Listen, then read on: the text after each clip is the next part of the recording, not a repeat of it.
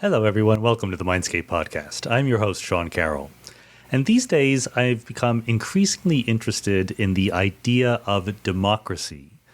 Democracy, we all know it. Most of us are in favor of it. If you took a poll, most people would say that democracy is a good idea.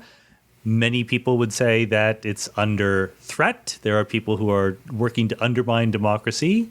People might not agree on who those people are, okay? Here at Mindscape, we're less interested in the political moment of our contemporary time and more interested in the underlying ideas that are used to justify and to push forward or to pull back on an idea like democracy. What is democracy? How does it work? How should it work? Why is it such a good idea? Is it always such a good idea? These are the kinds of things that I'm interested in thinking about. So today we're going to be talking about an aspect of democracy or an idea that is very closely intertwined with the idea of democracy, which is the idea of free speech. Again, if you ask most people, they would say, yes, free speech. I am in favor of that. It's when the rubber hits the road and when you're getting into individual specific examples that it becomes harder. And actually, I think it should become harder. This is one of the things that I would personally want to emphasize here is that the way to go wrong talking and thinking about free speech is to pretend that it's easy, to pretend that it's absolute and there's a clearly right way to think about it and a clearly wrong way to think about it. Think about the following two extreme examples, extreme versions of free speech. Even if you admit that free speech is good, what do you mean by that? So one version might be everyone has the freedom to say whatever they want, but literally nobody else will ever hear them. So that's a kind of free speech. You can say whatever you want, right? But if nobody hears you, what is the point? That's really not quite maybe enough. Whereas on the other side, you might say, okay, to me, free speech means not only can you say whatever you want, but everyone has to hear what you say. And then worse than that, everyone has to agree with me. That's a very extreme form of free speech that probably also nobody would go along with. And what we want is somewhere in the middle. But where in the middle? And both these examples drive home the importance of not only thinking about the person speaking, but of the audience, the people being spoken to.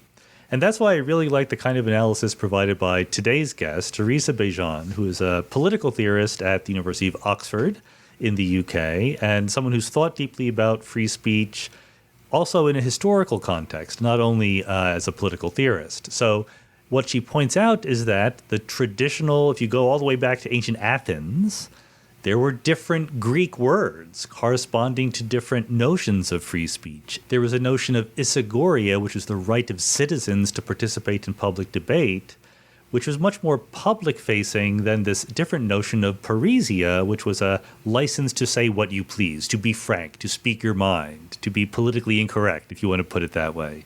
And we translate both of these the same way, which leads us to confusion sometimes when we think about what free speech should be. And then she traces it through history and points out the importance in the United States, especially the very interesting case of the early founding of Rhode Island, which was, as she points out, one of the most open, tolerant societies in the world at the time, on the importance of civility in the sense of I should listen to you. Not civility in the sense that when I say bad things about you, I should say them in polite terms, but I actually have an obligation as a listener to listen to you. And that's a really high bar when it comes to free speech. So we're not going to answer once and for all in any clear-cut way that everyone will agree with all of the questions you might raise about free speech. But I think that listening to this podcast, listening to Teresa's explanations of these issues gives us a richer feeling for how we should think about these issues, because they're important issues. It's not enough just to say, yes, democracy, free speech, good. We have to be both clear on what we mean, and we have to be able to defend why our particular point of view is the right way to think about these very, very contentious issues. So with that, let's go.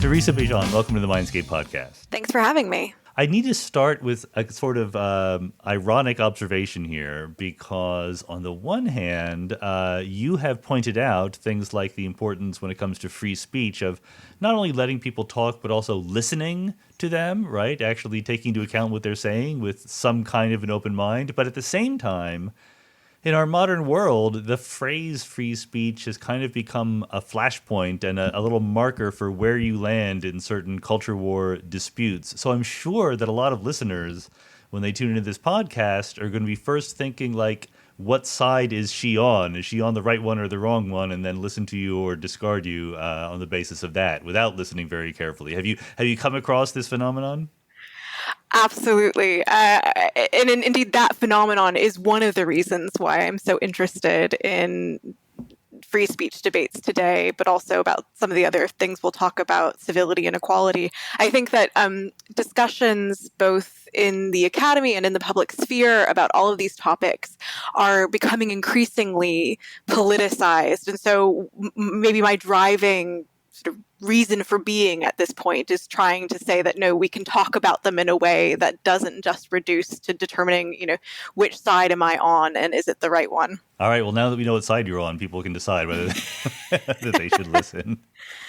Well, it's funny. I mean, with the free speech issue, you're absolutely right that it has become politicized, and that, in particularly in the present debate, there's this sense that, okay, well, free speech as a principle is being weaponized or is being sort of colonized by the right, and therefore, when someone is pleading for the importance of free speech, that's a sort of dog whistle that they're kind of, sort of coming from the right wing.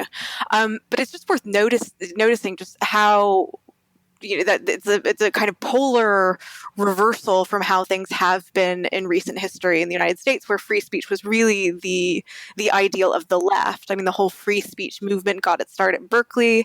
The idea that suddenly it's the right wing that cares about free speech is pretty historically curious. So another thing that I think is important is to take a sufficiently long view that we can at least, for our own minds, just see that there's no natural connection between these principles and one or other side of the political spectrum, that there's a kind of contingency here, and we should be able to think about what these ideals mean and what they look like in practice, apart from their kind of contingent politicization in the present moment. The other thing that, speaking of which, I suppose I should say, in reading some of your stuff, I was really struck by the connection between free speech and democracy.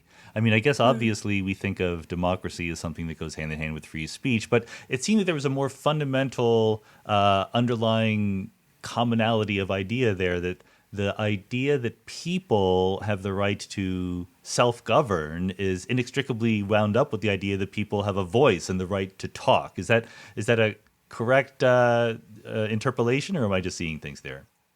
That's right. And it's something that's very much on my mind. Today we're very concerned with this idea of voice and finding a voice, making it possible for those who've been traditionally excluded to have a voice. And that kind of concern, I think, is really ancient and connected with with this intuition that democratic government is the regime that most is best at ensuring a voice to all those governed. And so thinking about democracy as a matter not just of voting, which is, that tends to be the limited sense in which we think of a public voice today. It's sort of, I have a voice insofar as I'm able to vote for my representative. But also thinking of democracy as about talk and having a say in just the more sort of quotidian way of just being able to, get my voice heard. Yeah, I mean, it immediately, I guess what struck me about it was how it prefigures this idea that speech is a form of power, right? That speech is not just something that floats out there in the air separate from the levers of power in our society, that who speaks, who gets listened to, et cetera, is part of that complex. Absolutely. I mean, it's funny, a lot of times in talking about free speech, and especially for those coming from the more kind of civil libertarian sides who are really committed to individual rights to free speech, often those, free speech fundamentalists, if you will, are accused of being indifferent to power. But I think that sort of that misses the mark. I think that civil libertarians are really sensitive to power dynamics and the power of voice, and are worried about granting a kind of arbitrary power to, the powers that happen to be, to decide who speaks and who doesn't. So I think that, right, that original sort of democratic sense of the importance and power of voice is connected. I mean, if we just look at ancient Greek democracy in Greek, it just comes from the idea of demos kratos, so people power, right? It's so in a democracy, it's the demos that is empowered to speak. It's the people. And then you can look at different institutional arrangements that try to make that, try to make it possible for the people to speak. But I think that, for all democracies, ancient and modern, that's what we're trying to do. We're trying to find a way of allowing the people to speak in a way that is as equal as possible. Yeah, sort of distribute that power equally. I guess the thing that is constantly going on in the back of people's minds when you say, like, what you say makes perfect sense. Probably most people, if you ask them, should you let the people speak, et cetera, they'd be all for that. But everyone has in the back of their minds some particular group that they want to be able to speak, right? And applying that universally is a challenge. I just don't think the human mind is really programmed to to be able to apply our values universally. That's a highly controversial thing to say. Many of my colleagues in moral and political philosophy will be very annoyed with me for saying it, but I do just think we're not really built to be able to reason in a principled way all the time, which is why we, try to cultivate and build institutions that can kind of relieve some of that pressure. Right. And I think, broadly speaking, what we think of as liberal rights, individual rights, are precisely developed in order to sort of alleviate that pressure, to sort of save us the trouble of trying to act in a principled way all the time, sort of, to do that kind of judging for us. But you said, you framed it positively. You said we usually have a sense of the group we want particularly to hear, or that we think needs a voice. I would actually be inclined to frame it negatively. I think most of the time people are clearest on who, or the individuals or groups they think should not have a voice. And I think pick your bête noire here. Fascists, racists, social justice warriors, the woke, etc. We have an idea of the group that needs the volume turned down on them. Well, but empirically, we don't talk that way, right? We don't go actively, broadly speaking. It's not the accepted thing to say we should shut these people up so much. Sometimes that happens, but the positive case is sort of the more compelling one, no? Or am I making that up? I think a lot rests on we. Yeah. There, sort of who are we and who are we speaking of? I think you're right. I think that for the most part, people are, when they are concerned negatively about the groups that they see as a kind of danger to principles of equality or equal liberty in society, they're concerned in good faith. Yeah. But I found this in my work on civility as well. It's just I think our brains tend to focus better on the source of threat. Right. Okay. That makes rather sense. than a kind of, positive ideal. But, we can come to that. You mentioned the ancient Greeks, and I didn't want to zip over them too quickly. I was really fascinated by this distinction that you mentioned between two different kinds of free speech that the Greeks pinpointed. So why don't you share that with us? It's my dearest wish as an academic to be able to write articles for popular audiences that hinge on making a distinction in ancient Greek. And I'm really pleased you've come to the right podcast anyway. That I have been able to do this. So in ancient Greek, there's a distinction between paresia on the one hand and isogoria on the other, and these are both ideas and practices associated with democratic Athens in particular. So paresia is the idea of free speech in the sense of speaking freely. We might think of a frank speech, speaking frankly. And it's precisely the idea that, you speak your mind without fear or favor whenever, wherever, and to whomever you choose. But Igoria is more closely connected with the democratic institutions as they existed in Athens. And it's an idea of the equal right of citizens to address the public assembly. So what interests me is precisely the process by which what was a clear distinction in ancient Greek, and also I would argue in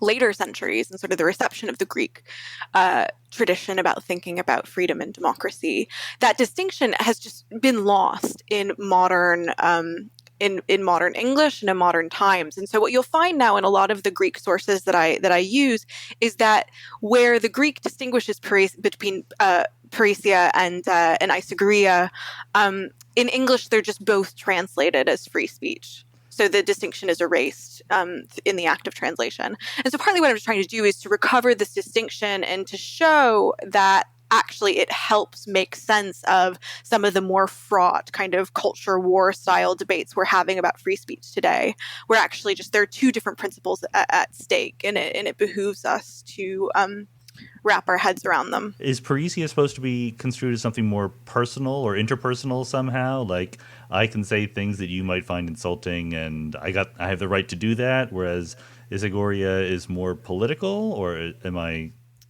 putting things there that don't belong? I think that's right. I would just I would make two slight corrections. So I think it's not quite right to discuss Parisia in terms of a right.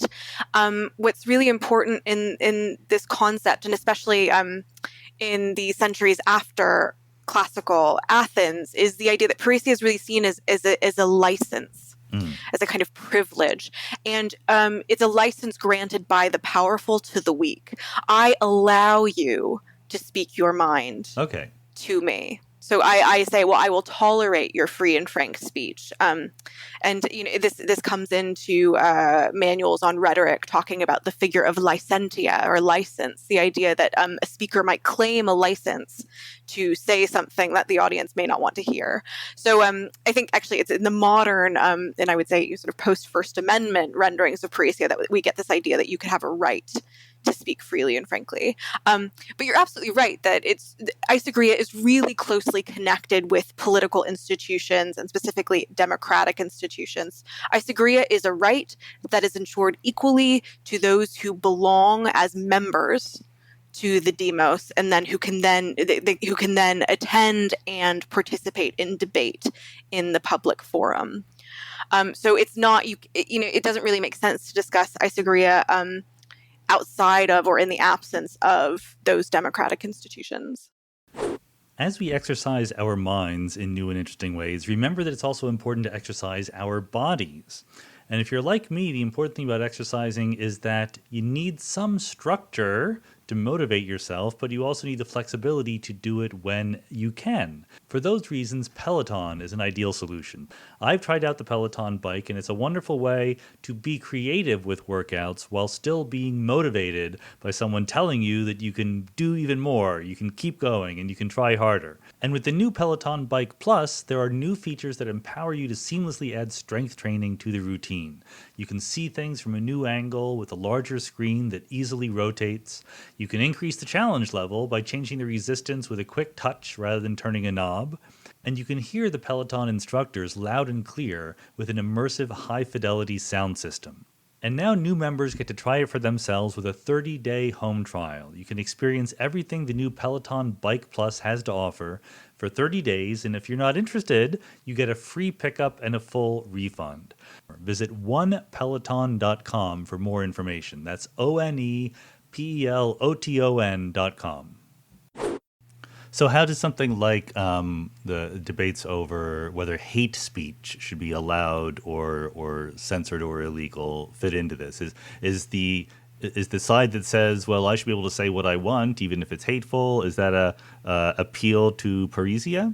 Yeah, Yeah, so I would classify it this way. So you have sort of modern Parisiasti, if you will, sort of modern proponents of free and frank speech, arguing a kind of it was also often described as free speech absolutism, but I actually think that that's not really accurate. An accurate description of the view, but what I would call a kind of free speech fundamentalism that gives priority always to the right of individuals to speak their minds, no matter how offensive that happens to be to the audience. But then on the other side, you have people who are really, really worried about the ways in which exercises of parrhesia can not just harm others, but cause a specific kind of harm, which is a kind of dignitary harm. The idea that hate speech, in this example, is a kind of assault on the equal status or standing of members of racial, gender, ethnic minorities, and thus the argument would come back. And so I would say the modern defender of Igoria is more worried about how we secure and maintain this system of kind of equal speakers. And on that view, you might then say, well, parrhesia needs to be restricted so that Igoria can be protected. Right. Okay. Yeah. I mean, there's this famous cartoon that flies around the internet about Karl Popper's paradox of tolerance. Have you seen this? Oh, yeah. I sure have. I'm sure people are going to bring it up, right? So that's why I'm preempting them. But the idea being that you think that you want to be tolerant of everybody, but some people are intrinsically intolerant, and tolerating them can be the death of tolerance, and therefore we should only tolerate some people. I have to say, I'm so pleased you brought it up so that I can complain about it. Please. I really, so again, I will come to this later in the discussion, because I talk about this directly in my work on civility and tolerance. But I think it's really, it makes a pretty important mistake about what tolerance is and what it means. It's precisely the putting up with something we acknowledge to be an evil. Yeah. And in my view, a tolerant society that, as a matter of principle, doesn't tolerate the intolerant is not a tolerant society. I think we can have arguments about what we might call militant democracy, the idea that in democracies there should not be any right to organize as an anti-democratic party. Right, so you don't have a case where the Nazis run on a platform of abolishing parliamentary elections and then are elected, right? So that kind of case. So I think that you can make sense conceptually of militant democracy. I don't think that militant tolerance actually makes any sense, and I think that the idea is sort of traceable. I mean, forget Popper, you can trace it to Herbert Marcuse and the idea of repressive tolerance, right? The idea that we have to repress the enemies of tolerance, and I know people really enjoy sharing that, that cartoon. They think it's a sort of knockdown argument, but I would just sort of beg them to think a little bit more deeply about what that actually means. I mean, I think in my book, I talk about, a tolerant society cannot pick and choose its materials and remain tolerant for long. And I would that's my view. But I think you're right. It's the same idea in debates today about free speech, the idea that some speech needs to be silenced so as to protect the principle of free speech for all, or to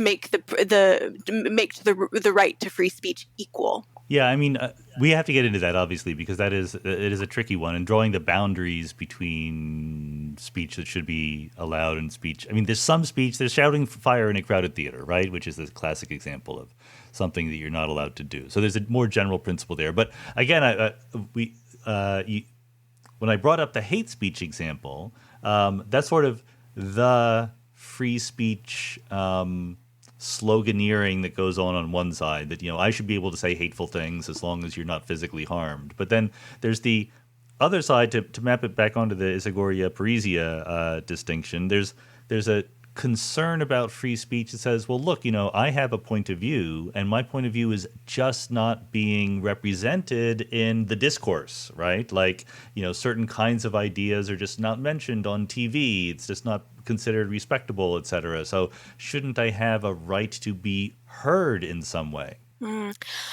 I think that way of framing it is exactly right. I think very often what the sense of righteous indignation that's fueling a lot of this culture war, and I would say that actually on both sides you have people who feel sincerely and righteously indignant that their views cannot get a hearing, and I have a paper in which I make some of these make the argument sort of more technically, but I think the basic thrust is this: I don't think that you can have an equal enforceable right to be heard. I just don't. I think that's a non-starter on the level of society as such. I think that you can have that kind of right to a hearing in well-defined, relatively small-scale deliberatory fora, like the Democratic Assembly in Athens, like a faculty meeting, like the the parliamentary chamber or the Senate floor, right? When you have a well-defined space of debate, you can say, okay, everybody gets a hearing. And so I think that the impulse, though, to say, well, that has to be realized on the scale of society as such in order for free speech to be sort of meaningful. I understand the impulse, but I just think that it can't actually work on the scale of society, and therefore the costs of trying to realize it are unacceptable from the point of view of freedom of speech. That sounds reasonable to me, but I hear the worry that this makes free speech, let's put it dramatically, into a tool of oppression, into a tool of maintaining the status quo, because you say, well, everyone should be able to speak. Some people have access to microphones and amplification and some people don't. So you're baking in some kind of inequality from the start. Yeah, I'm very sensitive to that response, and I think that it's absolutely right to point out the status quo bias in a lot of pat liberal defenses of individual rights. So I'm not indifferent to power in this case. I suppose that my sense always is, though, in such arguments, you're effectively calling for the suppression and exclusion of hateful or denigrating views, right? And it's just, but I mean, who are you proposing to have that power to censor? And it's always going to be the powers that be, right? And there's just this faith. It's a very strange faith. On the one hand, that our governors are incompetent, evil, etc., but on the other hand, that we should empower them even further to suppress views they don't like. And so I guess that is why again, if your listeners are trying to work out what side I'm on, I mean, it's the small c, small l civil libertarian side that simply says, look, absolutely the principle of free speech can be weaponized by those who want to just cling very, very tightly to their right to insult other people on the basis of descriptive characteristics. That yes, that can and does happen, but that itself doesn't disqualify or somehow, render invalid the importance of free speech. And that in itself is not an argument for why a system wherein we don't value Parisia at all would be better. Yeah, no. From the perspective of the things we claim to care about, namely equality and the rest. I mean, I think that there's good historical evidence to then say, well, we should be skeptical of the idea that an alternative system would actually be better for the marginalized. But I agree with you. I mean, it's an important worry, and I worry and my concern is that it's a worry that's not necessarily taken seriously by a lot of those who identify as being on the kind of civil libertarian side of the disagreement. Yeah, no, I mean, I take it as my role as the podcast host to try to bring up the imaginary opponents of these things, but I'm essentially on your side here. I mean, I think that an argument. Oh no, I've got to change my mind now. I know. Because this is what I worry about. You when didn't people know what agree side with I me. was on. I tricked you. No, I mean, I think that there's a very sensible argument to be made that, sure, if you say on the one hand, everyone has the right to talk, and on the other hand, some people have microphones and some don't, that's an unequal balance there. But nevertheless, we have to maintain that kind of equality of right to talk, because eventually that will be a tool for the people who don't have power. Like, if you take that away from them, then what is the hope? Yeah, I would again, and this is, I'm a political theorist and a political philosopher, but I really do come to it from the history of political thought and just thinking about these political questions historically. And, the defenders of the right to censor, suppress, and exclude are often themselves part of or see themselves as allies of the establishment. And I guess one of the interesting things in debates today is that we're in this cultural moment where there are kind of conflicting establishments, right? We might think of the intellectual academia, media establishment as being ranged against the political establishment, to take the American case. And I think that maps well onto the British case as well. And that's a kind of unique historical moment. But I don't think it's desirable for those for those establishments, for those rival establishments and their partisans to begin just duking it out as a kind of power conflict, opposed from the idea that there are principles that should bind how we conduct our disagreements. Yeah. And one of those principles being the principle of free speech. I mean, in the UK now, we have this sort of bizarre situation where the government is now sort of wanting to impose free speech, quote unquote, on the universities. And I just, for someone broadly civil libertarian, to me, that's not a desirable outcome. It's very similar. Yeah. We have the same thing in the U.S. It is. Yeah, but I love your idea of the conflicting establishments, because it's very real, and it's a wonderful thing, because everyone can think of themselves as an oppressed minority, right? Because there's some other establishment that doesn't agree with them. Absolutely. And my other dearest wish, since I'm just sharing my dearest wishes with you, Sean, my other dearest wish is that people can just take seriously the feeling of righteous indignation on all sides, not grant that all indignations are equally righteous, but grant that everyone experiences their indignation equally righteously. Right. Because I do very often think what we really need to resist is this polarization of every question of principle into are you or are you not on the right side. And again, I think, just approaching these questions from the perspective of, say, the 17th century and debates about religious toleration is really good training for identifying and resisting the sectarian impulse, which I do think is just endemic in human psychology and human community. We like to believe and belong on the basis of our shared beliefs. And that's a kind of, feature and bug of how human beings work. And so what we should be doing, I think, is, when I say we, I mean people like me who are lucky enough to be in the academy, lucky enough to be educators, is sort of helping our students cultivate the virtues that allow them to resist that pull. Yeah. Yeah. Okay, good. I mean, and I do, I think, I like the fact that you come at this from a historical angle, and I definitely want to get much more into the history of Rhode Island than we've ever gotten into before here on Mindscape. But maybe this is the good place, since we're already into the conversation. I don't think that I've given you the opportunity to sort of, in your eyes, what is the best justification for free speech? Like, what is the argument? It's become such a cliche, like in the US and the UK. Of course, we're pro free speech, largely construed, or broadly construed, but there are different possible justifications you could offer for that, and they might not be the same. They might not be equally appropriate. I mean, do you have a favorite reason why we should be small c, small l civil libertarians in this sense?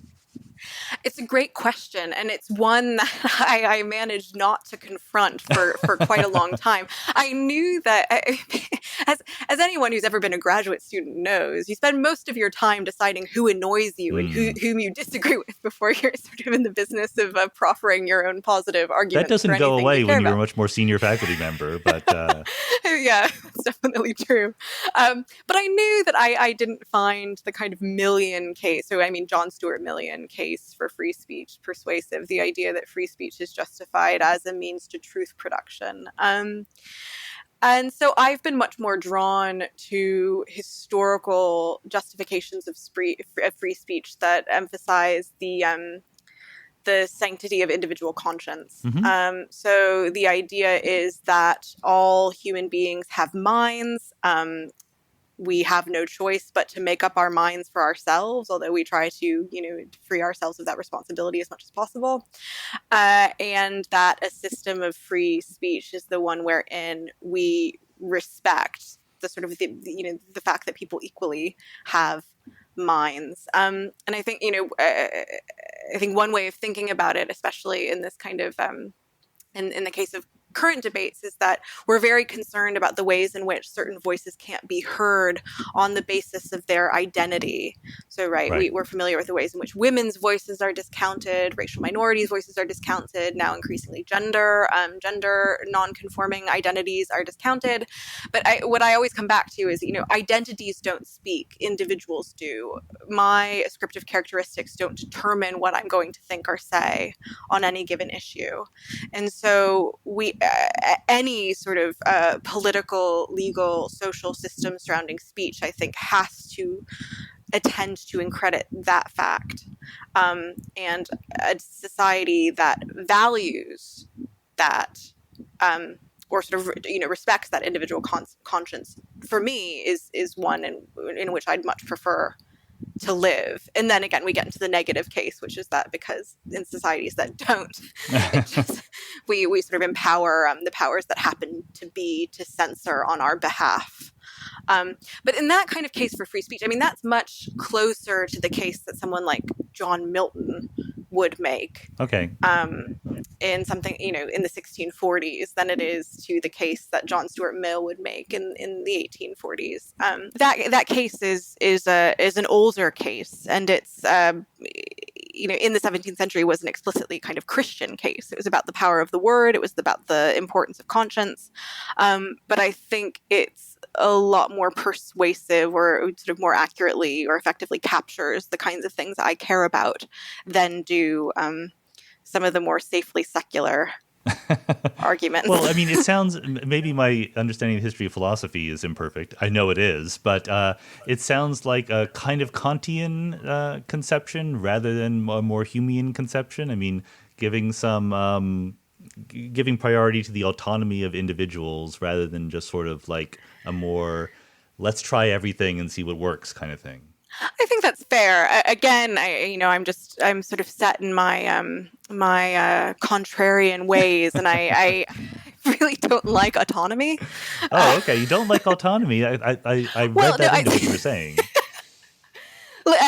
Perhaps I should be clearer. I don't think that I don't believe that persons are autonomous in the way that Kant described them. I don't think they are. I don't think they can be autonomous in the way that Kant described them, and that it's not the power. So for Kant, the justification for the, as he would have put it, the public use of one's reason is that we need the freedom to reason publicly in order to be rational. Mm-hmm.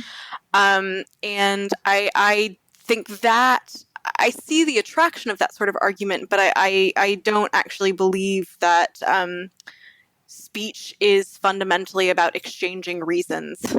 I think speech is about a whole lot more than that. It's about affect. It's about enthusiasm. It's about everything else. And so the kind of the Christian privileging of the word, mm-hmm. if you will, sort of seeing the word as something that is all powerful and exists kind of apart from the individuals who receive or speak it, actually is closer to my view. But I understand, as I'm saying this, again, for your listeners, what side is she on? This is beginning to sound very, very Protestant. And the funny thing is, of course, that I like these religious arguments, but I'm not myself religious.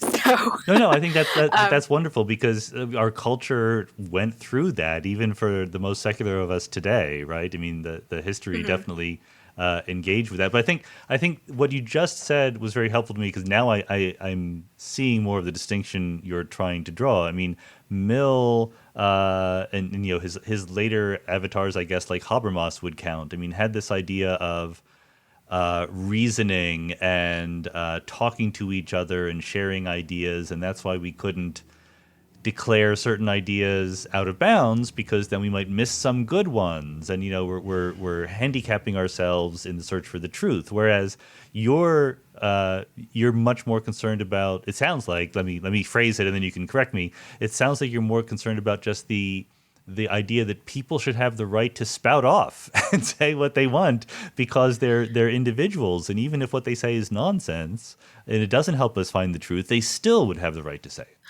Nonsense peddlers are people too. Yeah, exactly. Is my view. The intolerant are people too. Hypocrites are people too. I mean, and you know, the point is that people are people, and people very often suck. Yeah. But it's empirical people who have rights. Yeah, no, I think that's a helpful way of putting it. And here again, I just think historical perspective is crucial. If we're interested in where our, you know, quote unquote, our modern institutions, our modern commitments come from, there is a really important kind of divergence between the way in which free speech principles and institutions develop in the United States and what will become the United States, so in North America, and how they develop in Europe. And the European tradition, as you say, we might say culminating in Habermas, the European arguments are much more focused on speech as a vehicle for reason and argument. Yeah. And you see this reflected actually in the language in which the demand is expressed. So if we think about, you know, Spinoza, he's talking about the freedom to philosophize. Kant himself is talking again about the right to exercise one's reason in public. Mill talks about the liberty of thought and discussion. So it's never about free speech as such. It's always about this category of reasoned speech. Yeah. And so there's quite a lot of exclusion of a lot of speech built into that. Whereas in the American case, you know, it's not philosophers who are worried about this and sort of building up institutions, you know, except maybe for Thomas Jefferson. It's a bunch of evangelical Christians, a lot of self-styled prophets. And so what they're worried about is how to build an institutional system that protects the right to spread the word, sort of the freedom to proselytize as opposed to the freedom to philosophize. And I do think that this accounts, you know, not fully, but to a large extent, to the very different cultures around freedom of speech and the greater tolerance for not only pornography, but prophecy that you get in America as opposed to other liberal democracies. Probably life insurance isn't at the top of your list of priorities right now, but it's something that you can do. It's easy to do with policygenius.com, and it will take a load off your mind. You don't have to worry about it anymore.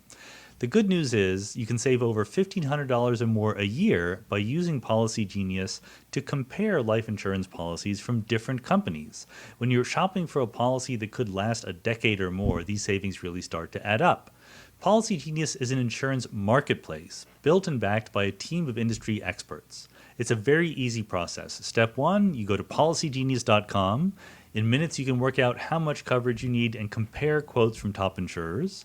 Step two, you apply for the lowest price. Step three, the Policy Genius team handles all the paperwork and red tape. Policy Genius works for you, not for the insurance company. They even have policies that allow eligible customers to skip the in-person medical exam and do it all over the phone. So if you need life insurance, head to policygenius.com right now to get started. You can save money and feel comfortable that you're making the right choice. Policy Genius, when it comes to insurance, it's nice to get it right. And you make a wonderful case for thinking more than we usually do in American history about Roger Williams in the case of Rhode Island. And the idea, I mean, he's a fascinating character, which I had heard his name before, but reading in your stuff about, you know, how committed he was to his ideals, and those ideals led him to create a space where people who he thought were terrible could nevertheless participate. Yeah, you know, I'm from North Carolina, so we don't really get taught anything about Rhode Island in the American South. But I just became really fascinated with him when I was in grad school, and ended up arguing in my first book that Roger Williams not only his theory, but actually more importantly, his practice of civility and tolerance was not only a good model for thinking about civility, tolerance, and speech in society today, but also historically important in that sort of brand of Protestant evangelicalism helps explain American exceptionalism when it comes to freedom of speech, and why our approach to freedom of speech is more Parisiastic, if you will, than that of other modern democracies. And in particular, this notion of civility is one that you examine closely. I think that sort of casually, a lot of people are going to think we have to be nice to each other and not insult each other, but that's not what the central point is for you. No.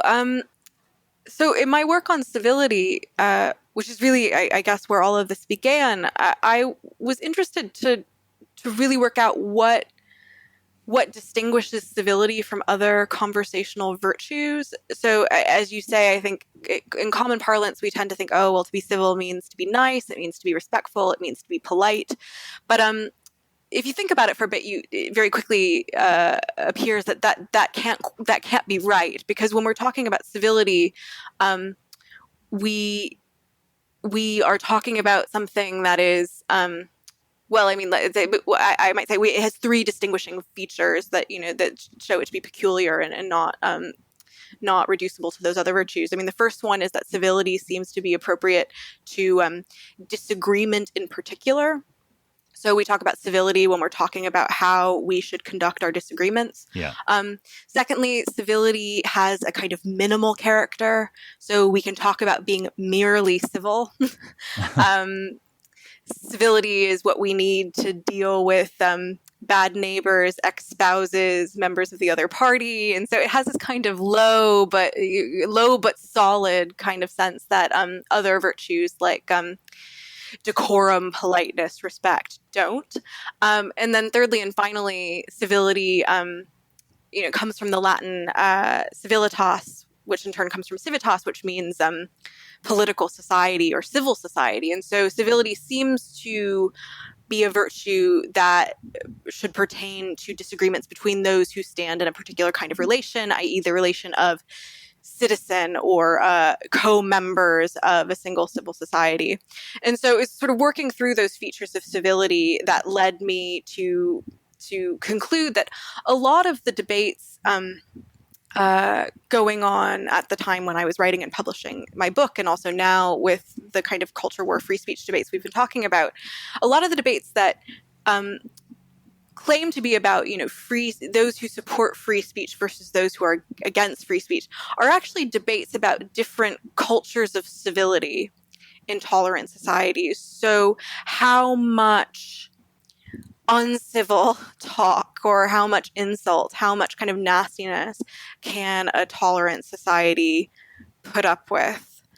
And so it was in trying to reframe debates about speech and tolerance in that way that I then came to sort of single out Roger Williams as offering a particular model about how we might think of civility in a tolerant society as being consistent with quite a lot of free and frank speaking, but nevertheless made it possible for a society of proselytizers to rub along together despite their differences.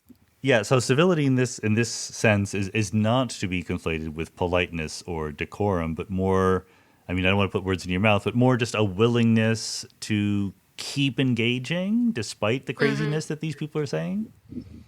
Yeah, I mean, so I think in the book I define mere civility as as a minimal conformity to culturally contingent norms of respectful behavior. So you'll see, I mean, there is an idea as we abide by or we conform ourselves to norms of respectful behavior, but not because we actually respect or because, not because we're sort of sincerely committed to treating others respectfully.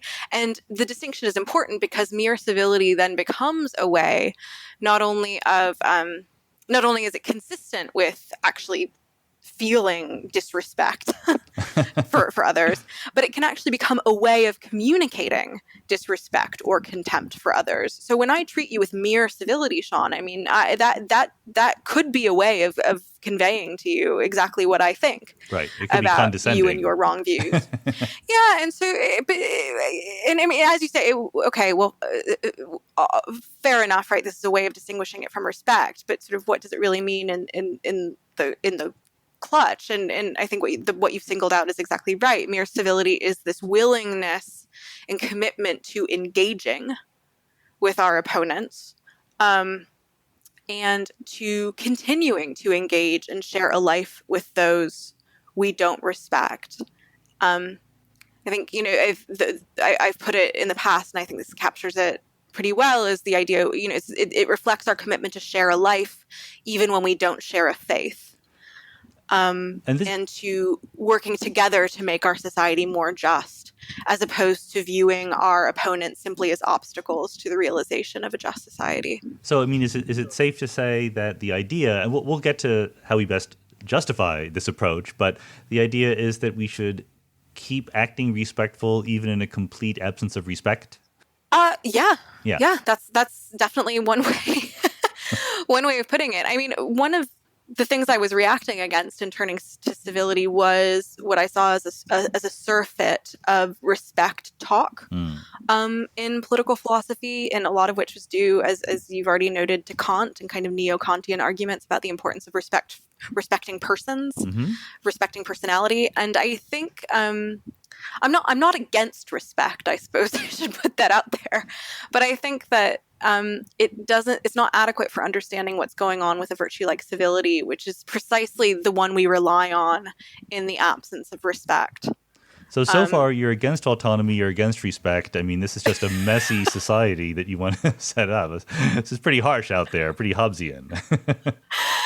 I mean, I should say, Hobbes does figure in my book, and he's one of my foils. I argue against what I take to be the Hobbesian view of civility, which is what I call civil silence, which is basically, no, we can't disagree. And so civility is there to keep us from, keep controversial topics off the table, keep us from saying anything offensive. It allows us to differ without disagreeing. And I actually think that is the impulse behind a lot of civility talk today, is we want people to just stop being disagreeable already. But I think, so, I'm against Hobbesian civility, as I understand it. But you're right that my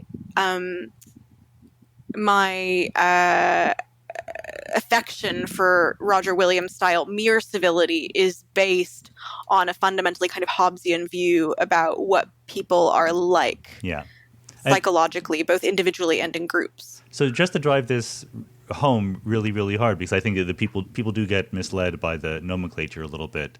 The way that it is used in many contemporary contexts, civility appears as a cudgel. There's the dark side of civility. It's actually a silencing move, right? Like, don't talk to me that way. You're not being civil. I don't need to engage with you. Whereas you want to bring up the idea of civility as continuing to engage no matter how insulting other people are, and that's the kind of prerequisite that we need to live in a pluralistic democracy.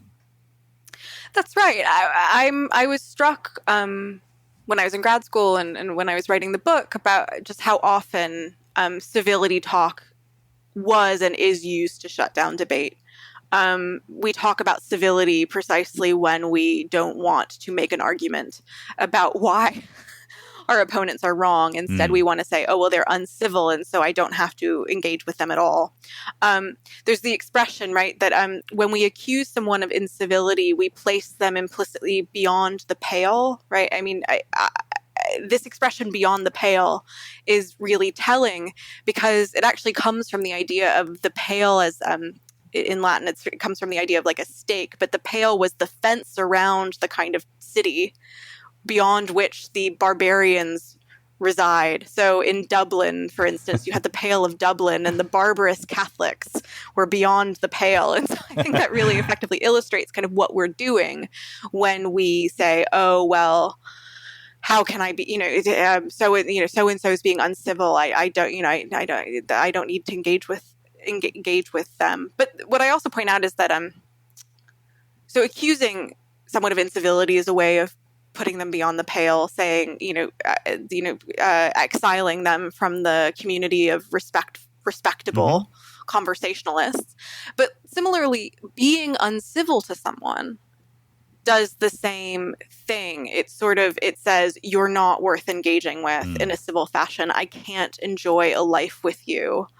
All I can do is expel you from the borders. And that then, I don't think we can get away from that dynamic. So I say suppression and exclusion are always implicit when we're talking about civility, because we're always also talking about incivility, sort of talking about where we would draw the line.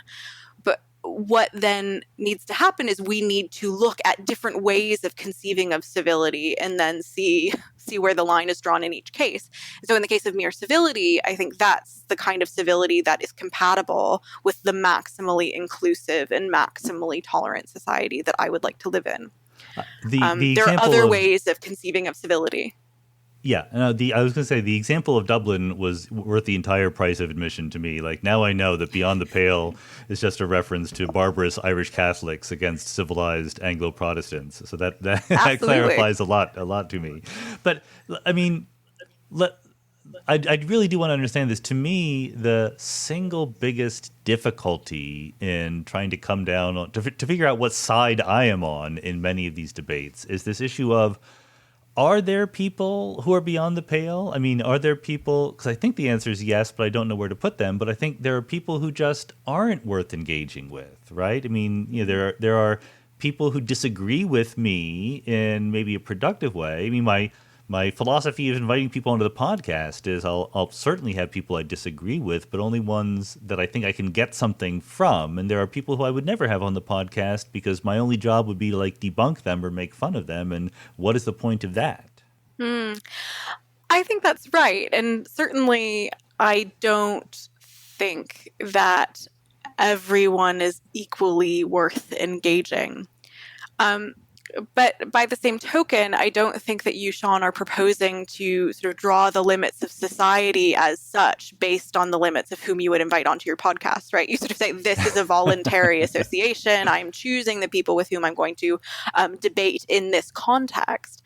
And what I worry about just generally in public debates about civility is that people are sort of indifferent or maybe insensitive to the ways in which their own judgments of who is and is worth not engaging are partial, and right. Sort of proposing then to think about civility and tolerance generally on the basis of their partial judgments of who is and is worth engaging. And there, again, we go back to just, it's a feature and a bug. This is how human beings think. It is the case that any person who talks about civility is implicitly valorizing themselves as an exemplar of civility.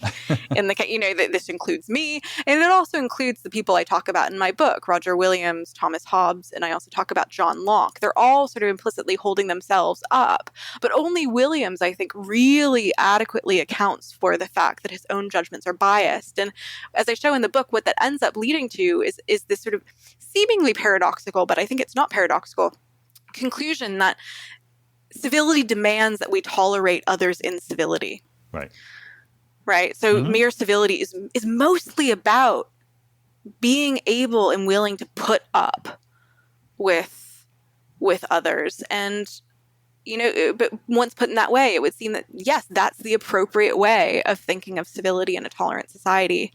But now, just to go back to your initial objection and very good point is, also in a tolerant society, I now then need to be free to associate in partial associations with those I choose, right? I'm not sort of committed to inviting, my crackpot conspiracy theorist cousin to my Plato reading group, right? Yeah. But I am committed to not saying that he should be sort of stripped of his rights or sent to Canada. Well, yeah, I think that's exactly it. And it's a good distinction that you drew, because I was a little vague in saying, some people are not worth talking to. That depends a lot on the context in which we're defining talking to, right? So on Twitter, I'm really good at blocking people. Like, I have no patience for putting up with people who are just there to cause trouble, but I don't want those people to be denied the right to vote in my society, right? Like, I don't want to voluntarily chat with them, but I think that they have a full right to have their voice heard in the polity. And that seems to be an important distinction. But it's still hard, because there are some people who maybe shouldn't have the right to vote. I don't know. But where to draw that line? So I was thinking more personally than politically when I said, where do we draw the line between people we feel are worth engaging with and people we just want to ignore? I mean, and just becoming aware that those are two different lines, I think, is really sort of more than half the battle. I think that the Twitter example is really good there, because Twitter and other sort of social media really do occupy this kind of ambiguous space, an ambiguous space in American law, and also an ambiguous space just in our minds. I mean, we refer to them quaintly as platforms, which is the traditional medium of amplifying the spoken word, but they also function as presses, right? Yes. As publishing. So when I tweet, it's like I'm publishing my view and putting it out there then to be debated. And increasingly, these platforms become approximations of the public sphere. But on the other hand, they're also private companies, but also private associations, right? I mean, Twitter can expel and deplatform those who violate its terms and conditions, right? And so I think that the fact that so much of the debate is happening about speech on these platforms just contributes to the further confusion of, what the limit is, what kind of limit is appropriate for different kinds of fora, and it sort of invites us to conflate the limit of our, Twitter association with the limit of sort of, tolerable views to be expressed in American society or British society, et cetera, as such. I mean, the other thing that social media platforms do, and it's something that I come up against, and I imagine you do too, is that they're transnational in a way that's great, but also can be highly misleading. So a lot of time, I mean, it really has just further exacerbated this cultural tendency to export all American culture wars to the world. I feel bad for the rest of the world, yes. Yeah, but also it's just it brings us up against the fact that civility is always necessarily a kind of local standard. Right, the standard of civility in American discourse is going to be different than the standard of civility in British discourse. But a forum like Twitter doesn't allow us to actually distinguish between those audiences, and so that's why also there are so many conflicts and disruptions and sort of moments where competing codes of civility clash.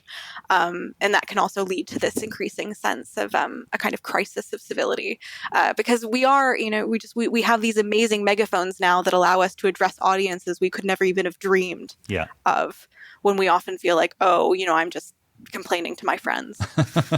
Well, just to bring this down to sort of real world conflicts here. So, for example, consider the idea of deplatforming speakers at a university, right?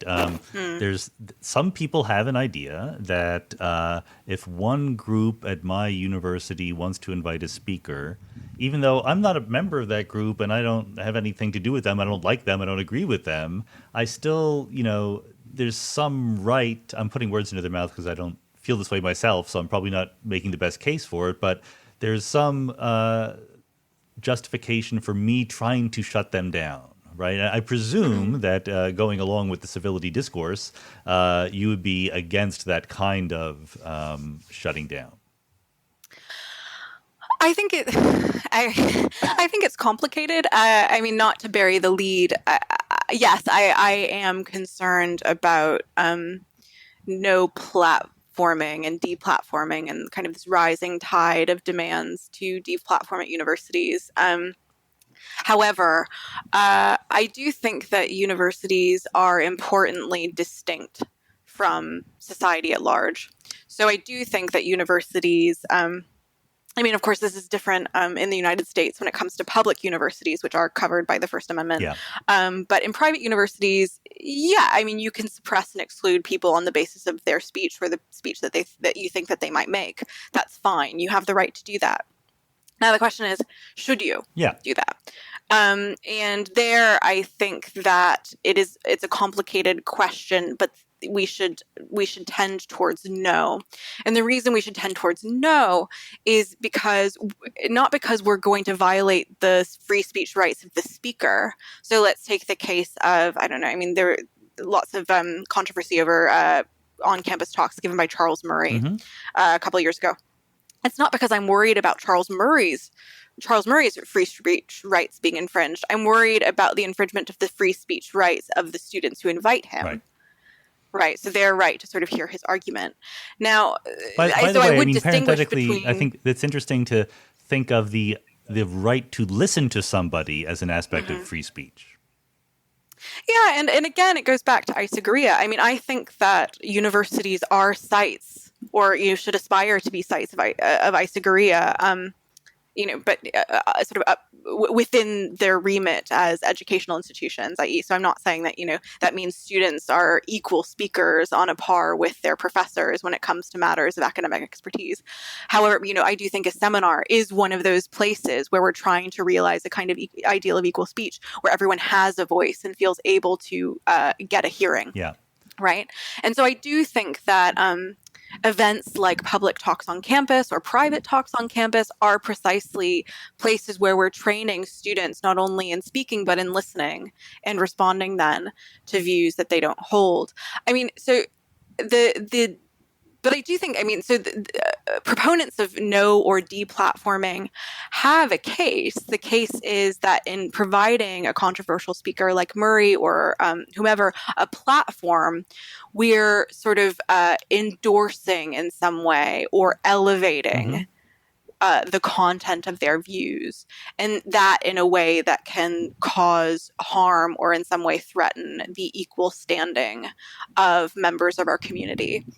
I think there are cases where certain speakers should not be invited to campus. Well, I think it's important to me to draw the distinction between if someone is invited by the university to see, give a university-sponsored talk or, receive an honorary degree or something, then I have no problem with members of the university community protesting that and trying to stop it. Where was what I was imagining, like some little subgroup of the university, the College Racist Association wants to invite Charles Murray, then even if I think that racism is bad, I think that I should let them do that. Yeah, I'm inclined to make the same distinction. I do think there's a clear distinction between inviting someone to give a commencement address and allowing the college Republicans to invite whomever they'd like, or the local boycott, divest, and sanction movement to invite whomever they'd like. I do think, however, that universities, there is a role for virtuous university administrators in this case. Wait, what? To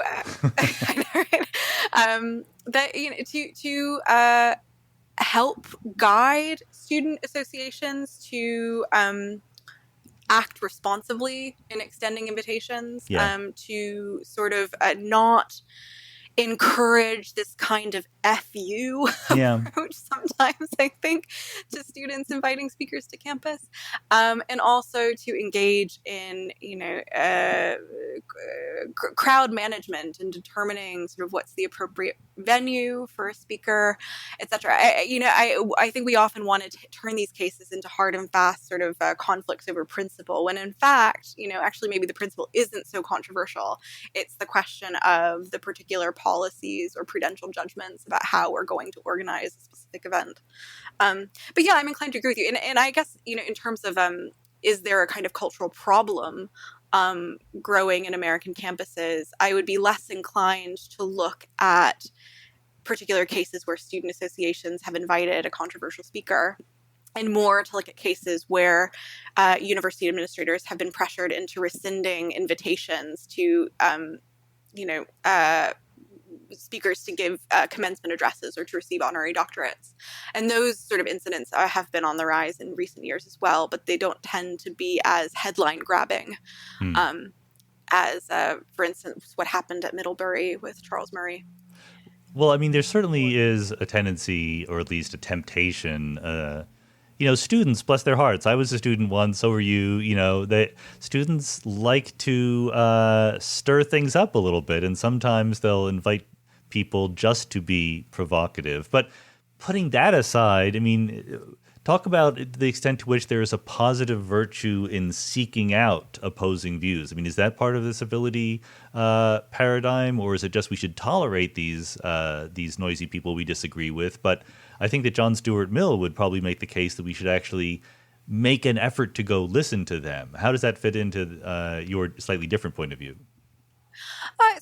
There's a positive case as well. I mean, whereas Mill emphasizes the importance of listening to contrary views so as to strengthen one's own argument. I mean, he has that great line in On Liberty, he who knows only his own side of a case knows little of that. Yeah.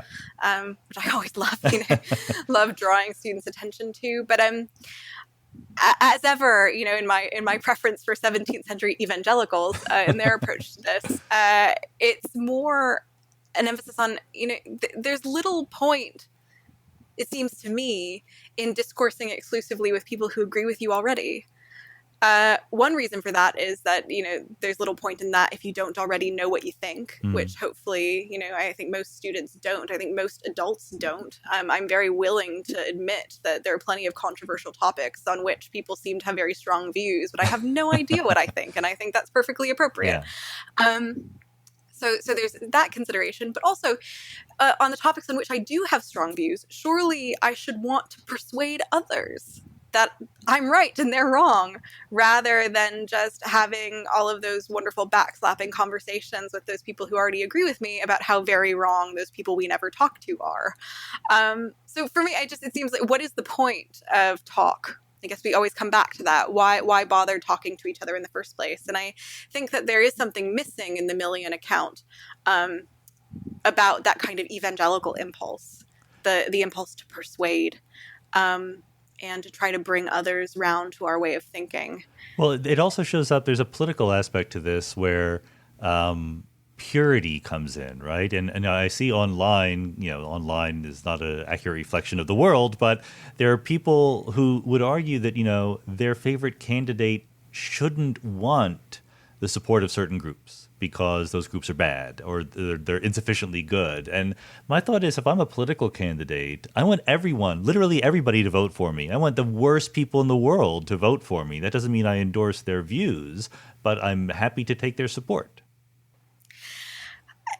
As a political theorist, I do, again, wonder often about people's understanding of how democracy works and the importance of coalition building. So that's glib, but there's a serious point there. I mean, yes, we want to win elections. Yeah.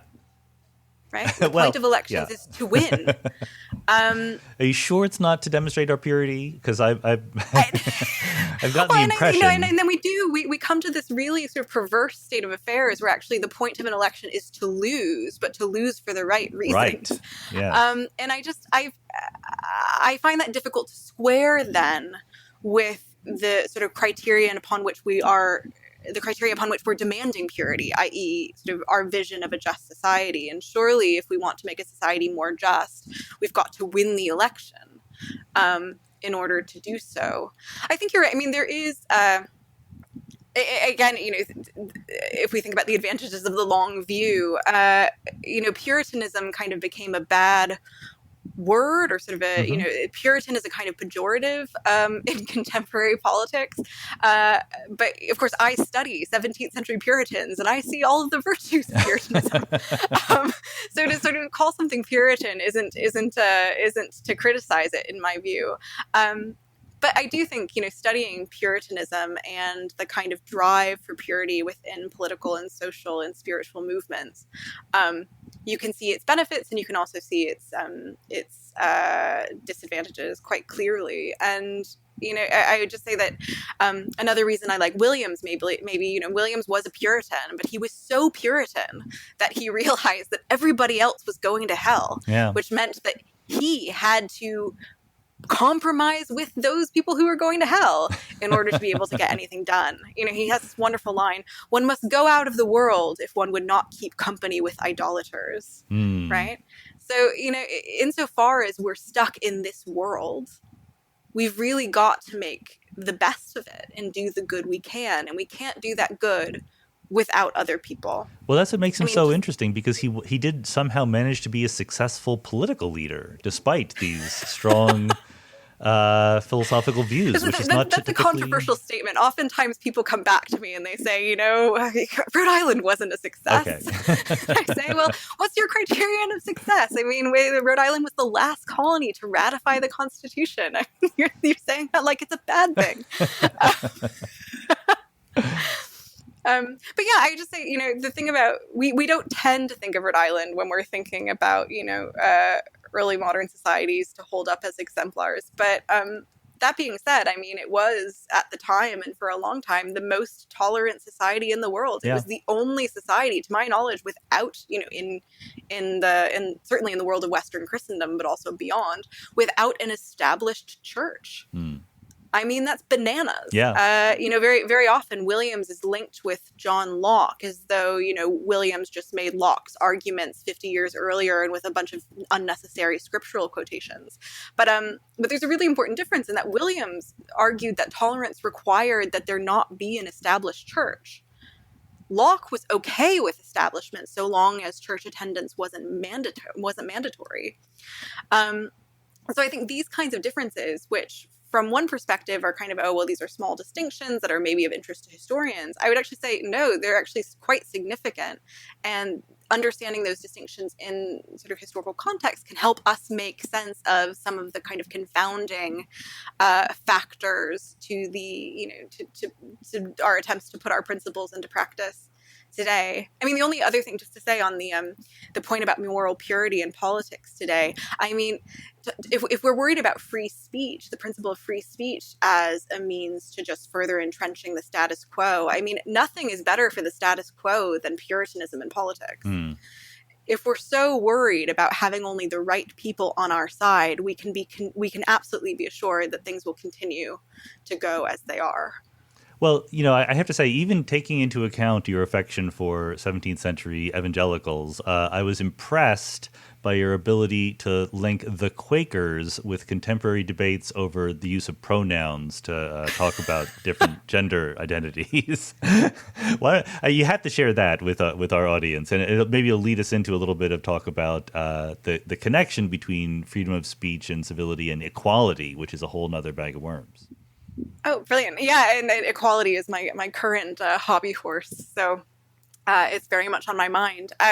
So, I mean, as you mentioned, I wrote this article that was published by the New York Times editorial page about the politics of pronouns using early Quakers as an example. As one does. As one does. Well, as a group that was really concerned about the ways in which the rules of grammar stood in the way of an egalitarian society. And so, it sounds funny, but it's actually there's a really serious point. I mean, much like contemporary trans and genderqueer activists who, are arguing for the importance of gender-neutral pronouns, Quakers thought that the English second person pronoun you was actually a form of, and again, because we're talking the 17th century, I'm going to use their terms, but a form of idolatry or devil worship. So the reason for this, which is not immediately obvious to modern speakers of English, is because you is actually the plural. In early modern English, there was a singular second-person pronoun, which was thee, and a plural second-person pronoun, which was you. And so in the 17th century, around the time that the Quakers are becoming active, you're seeing this change in English grammar where thee is basically being crowded out by you.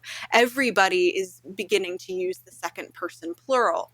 And Quakers like George Fox, William Penn, saw this as basically as a demand for everyone to have a kind of elevated status, much like the Queen refers to herself as we. Exactly, yeah. Right, the royal we. Everybody is now demanding that they be acknowledged as you. And obviously this sounds weird for English speakers, but anyone who knows a Romance language or German or any other language that has a distinction between the plural and the singular, where the plural you is used in cases of deference, will understand the kind of politics here.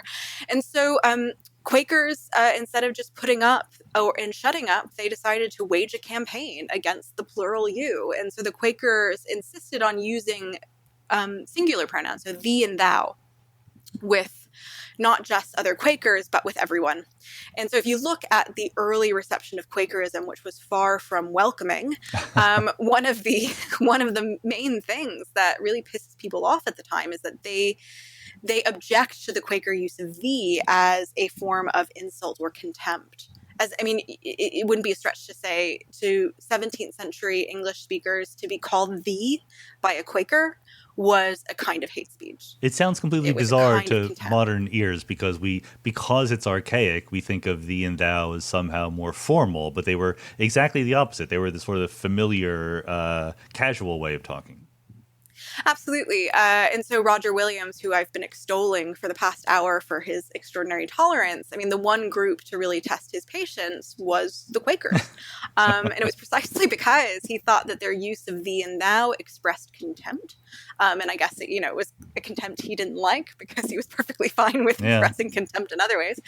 But there was a real worry about the Quakers' unwillingness to kind of just go with the flow and to abide by the culturally contingent norms of respectful behavior, right? So the Quakers' unwillingness to be merely civil. So that's where, these two stories connect once more. But anyway, so I was just really interested in trying to parse the egalitarian politics of Quaker pronouns. And in the article, I contrast that actually with contemporary activists because from the Quakers' perspective, what trans activists want, or those who speak for them, maybe is more correct to say, with gender-neutral pronouns, is basically is the right for everyone to be able to choose their own pronoun. And to the Quakers, that wouldn't be a kind of claim to equality at all. It would actually be a kind of claim to distinction. Yeah. Right. It'd be a way of saying, well, everyone's entitled to pick their own title. And so the Quaker view is instead that equality demands that everybody just be, treated as contemptible and sort of leveled down, right? We might distinguish here between leveling up versions of equality where everyone's treated as an aristocrat and leveling down versions where everyone's treated as a commoner. And the Quakers are firmly in the leveling down camp. And so that comparison, I think, is a helpful one for seeing here's a contemporary issue that's really controversial. Tempers and tensions run high on this question of gender-neutral pronouns. But if we consider it with historical perspective, we can actually see, well, here is a conflict, not about whether or not we care about equality, but rather about what equality demands of us in our interactions. And I think that's really helpful. Yeah. For kind of reframing this controversial topic in such a way that people can actually see, okay, well, maybe people on the other side have a point. I don't have to agree with it, but they have a point. And in recognizing they have a point, I can therefore engage. Well, okay, so what's the right answer? I'm in the process of writing this new book, which is tentatively entitled First Among Equals. And it's about the theory and practice of equality in the 17th century and what that can help us understand about the theory and practice of equality today. But I suppose one answer is that egalitarian politics is ever a mixture of leveling up and leveling down, and attempts to focus exclusively on one pole will fail because they're both really important. The second answer is that, as ever, there's a cultural difference. And here I'm really inspired by work by James Q. Whitman on who's a legal historian at Yale, and he's written a book called Harsh Justice, which was really interested in why the American justice system is so much more brutal than European systems and systems of punishment. And Jim's answer is that, well, look, I mean, American equality was always about treating everyone equally badly. Whereas in Europe, in these formerly aristocratic societies, equality became a business of bringing everyone up to the level of aristocrats. And the best example of this is the use of the guillotine in the French Revolution, because beheading was the form of capital punishment reserved for aristocrats, whereas commoners would be hanged, right? I never knew So that. the French Revolution was an egalitarian movement, and one of the ways that this manifested was by saying, well, no, everybody gets to have their head cut off. Okay, yes, that's a leveling down, I suppose. No, that's leveling up. I'm sorry, it's leveling up. Yeah, the Procrustean bed of leveling up. But whereas in the American case, all criminals could be subjected to corporal punishment, and that was to treat them as slaves. So anyway, I'm interested too in kind of differences of cultures that we might describe as broadly egalitarian, and sort of how that issues and kind of social and cultural norms. But I'm also, I guess, the main upshot of my work on equality at the moment is that I think that equality is perhaps less important normatively than we tend to think it is in contemporary politics. And so a lot of times that when people are talking about equality, I think they're actually not so concerned about equality. They're concerned about other things. And so one of the things I'd like to do in sort of thinking more about equality is try to parse, what is it that we're actually sort of talking about when we're talking about equality? Well, this was actually what I wanted to ask you about this, because it's not clear to me whether we should be thinking about, I mean, maybe this goes back to Milton versus Mill again. Is equality something that we should take as a metaphysical principle, that people are created equal, or is it just the most convenient, pragmatic way to act in a democracy, right? To sort of give people equal claim on various rights and resources, even though we don't actually think of them as equal to us. Yeah, so you can talk about the difference between Mill and Milton, but you might also think about the difference between Hobbes and Kant again. I mean, for Hobbes, the idea that people are equal is essentially a pragmatic belief. So we agree to treat others as though they were our equals, even though they are in fact not equal. Yeah. Because that's what makes a stable and peaceful society possible, as opposed to the kind of Kantian view, which says that, treating people with equal dignity is a reflection of their basic equality. That it's fundamentally grounded in kind of facts about us as moral persons. And I guess my own view, I mean, this won't surprise you based on the discussion we've been having, is I do incline to the Hobbesian view that human beings are not, in fact, equal along any of the dimensions that we might point to, although there are long-standing debates in moral and political philosophy about how we should understand that claim. And it's a complicated issue, but that we are the more pressing political concern is what should a society that resolves to treat people as equals look like, right? So what's demanded, but that sort of view that says that, it's less important to justify basic equality than it is to actually think about what treating people as equals means, would be strongly objected to by someone like Jeremy Waldron, who would say that no, that amounts to just sort of arbitrarily saying that, well, people are equal because we say so, and that's a very sort of weak grounding for something so important. So, I'm very sensitive to, and I take seriously the other side. But I guess one thing that becomes really clear again when we treat these questions historically is that the belief or the dogma that human beings are somehow equal by nature isn't actually that important for egalitarian politics. And I say that because we tend to think about natural equality as something that was discovered or invented in the 17th century or kind of thereabouts. Suddenly everybody realized, oh, right, we were created equal and that this has consequences and, we better get on that. That's just not what happened at all. I mean, the idea that human beings were equal by nature was a philosophical and a theological commonplace for millennia. It just wasn't seen as having social and political consequences. And so the interesting question for me is why suddenly, in and around the 17th century, does this idea of natural equality suddenly begin to have consequences that we might recognize as egalitarian? And I'm really interested to sort of unpick the just so historical stories that so often inform a lot of the moral and political philosophical discussion of basic equality.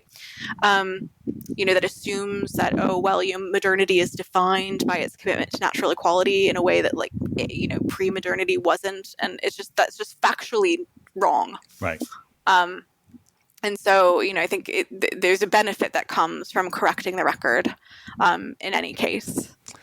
Well, I mean, maybe to close here, we can bring it to back up to the present day, having enjoyed the 17th century and similar debates for a while. So I'm trying to, take what you've said about civility and free speech and put it in the context of the contemporary debate over cancel culture, for example, right? I mean, if I think of, just to take one very specific example, J.K. Rowling has gotten a lot of pushback for saying things that are interpreted in certain circles as being anti-transgender people.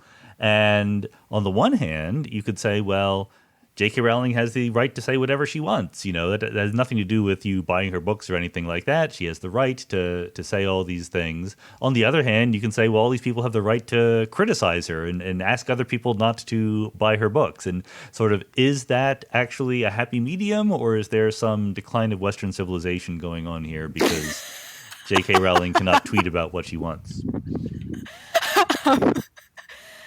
Yes, this signals the decline of Western civilization like no other event. Yeah.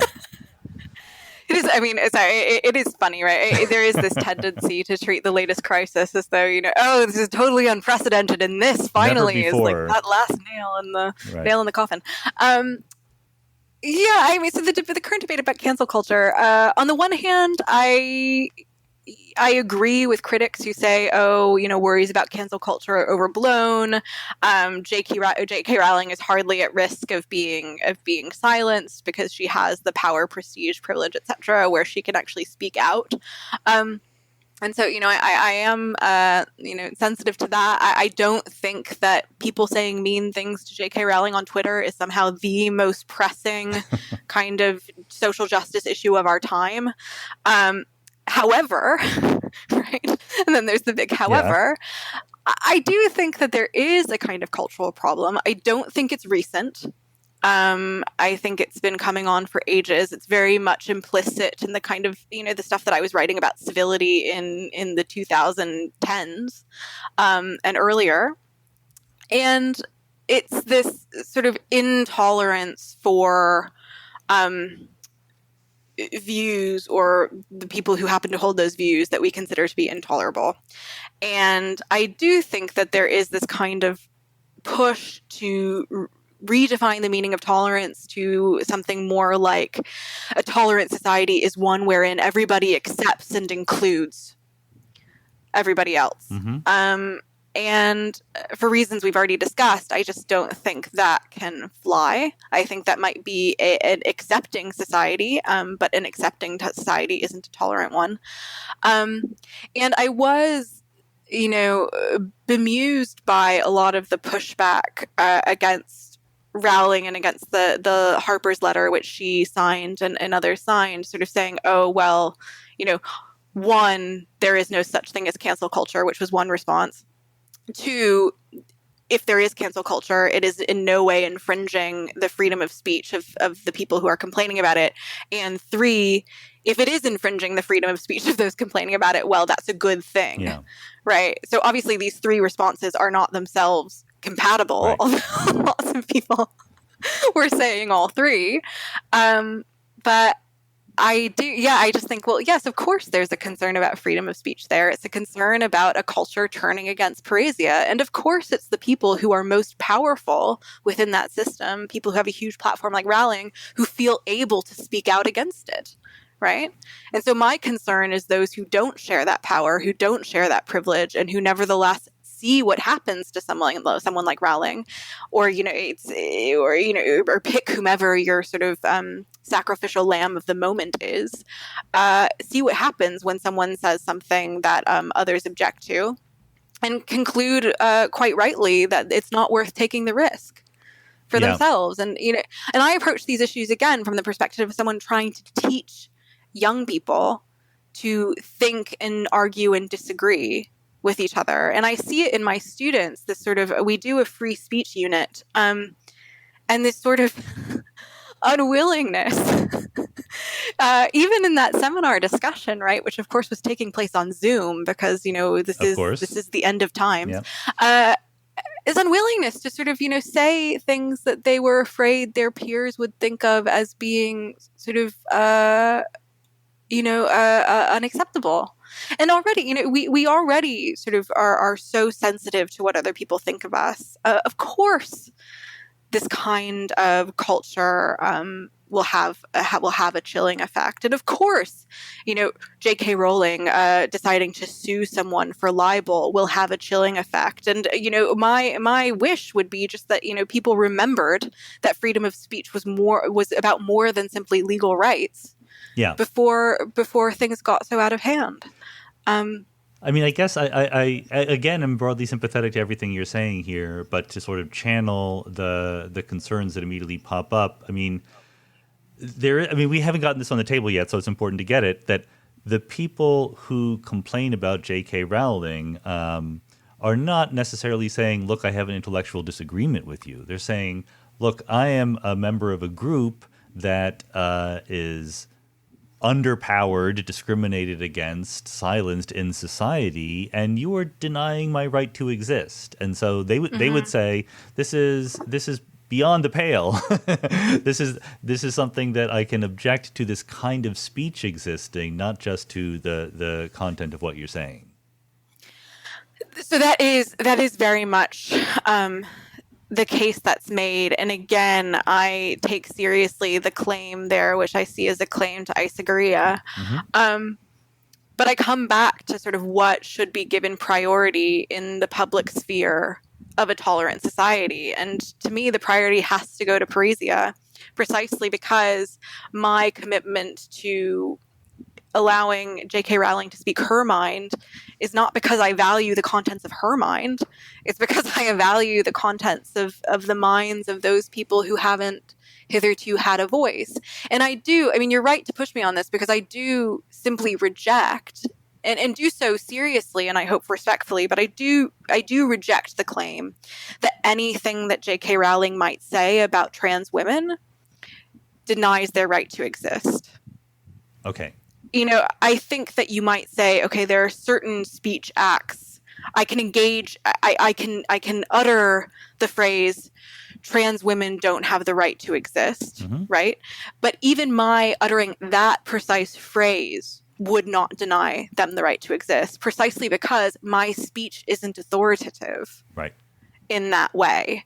and it's not authoritative precisely because we live in a society wherein no one person's speech is given that authority. And I think here, we come specifically to the issue about Rowling, which it has to do with the powerful position she occupies as a kind of venerated figure among young people, many of whom feel themselves to be outsiders and outcasts because of being the creator of the Harry Potter universe.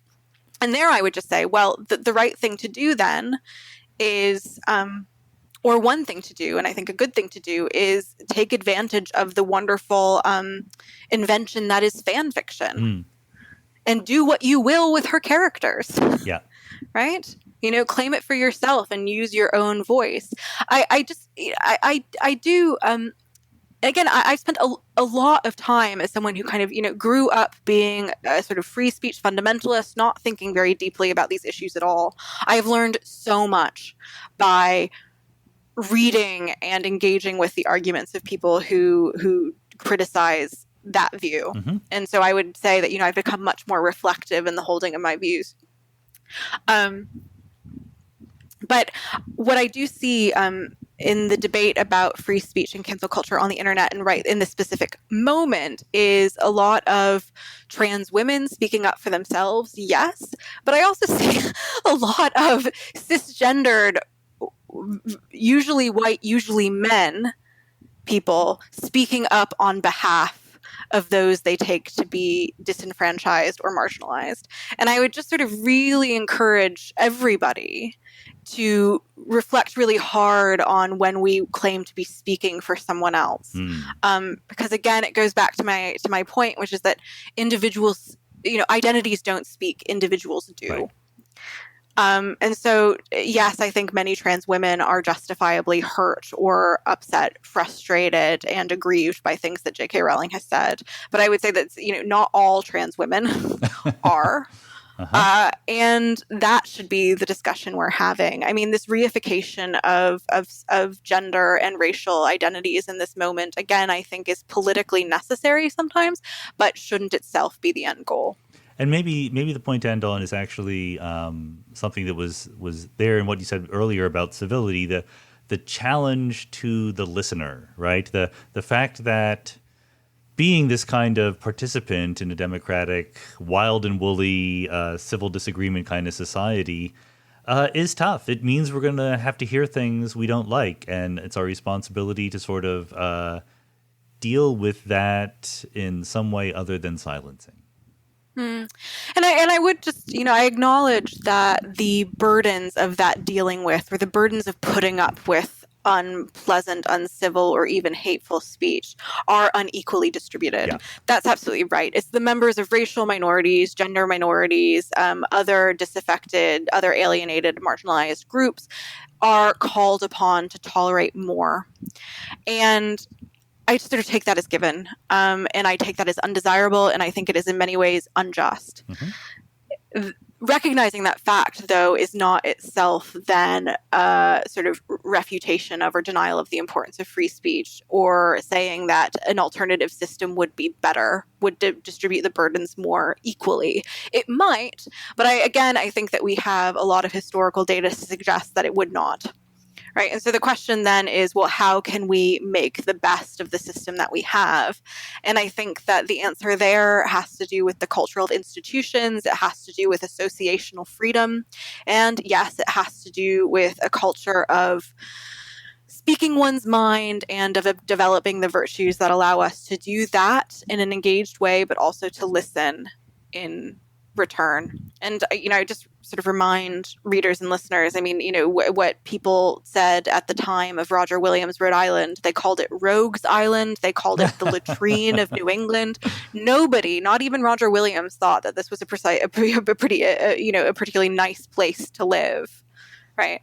But the business of toleration isn't pretty. It's difficult, and it requires the managing of things that are and will remain disagreeable.